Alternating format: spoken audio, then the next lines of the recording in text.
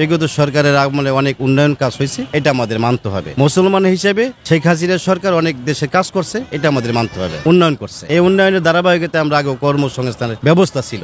5ই আগস্টের পরে আমরা যেরকম প্রত্যাশা করেছিলাম যে আগের সরকারের চেয়ে হয়তো এই সরকার দেশ ভালো চালাতে পারবে, কিন্তু আমরা সম্পূর্ণ ভিন্ন পাইলাম। এখন আমরা সাধারণ মানুষ হিসেবে জীবনযাপন করাটাই কঠিন হয়ে পড়ছে। এখন যে আমরা জীবিকা নির্বাহ করে সংসার চালাবো, কর্মসংস্থান করে আমাদের ছেলে সন্তানদের মানুষ করব, তার কোনো ব্যবস্থা এখন নাই। সংসার চালাইতে আমরা হিমশিম খাচ্ছি। আগে যে কর্মব্যস্ত ছিলাম, এখন এখানে বসে আছি। এই বসার মতো সুযোগ আগে ছিল না। হয়তো কাজ ছিল, এখানে সাইট ছিল, ওখানে কর্মসংস্থান ছিল। কাজ করে আমার আন্ডারে 50 জন কাজ করতো 5ই আগস্টের আগে। বিগত সরকারের সময় ইকুইপমেন্ট ছিল, বিভিন্ন রাস্তাঘাট হইতো। এখন আমার আন্ডারে যারা কাজ করে তাদেরও তো কাজ নাই, আমারও কাজ নাই। এখন আমি নিজের ফ্যামিলি চালাইতে পারতেছি না। এখন ভালো নেই। আল্লাহর নাম নিতেছি, তসবিহ গুনতে আছি, আল্লাহ তুমি রিজিক দান করো, আমাদের সুস্থভাবে যেন জীবন যাপন কইরা ঋণ পরিশোধ করে দিন মরতে পারি।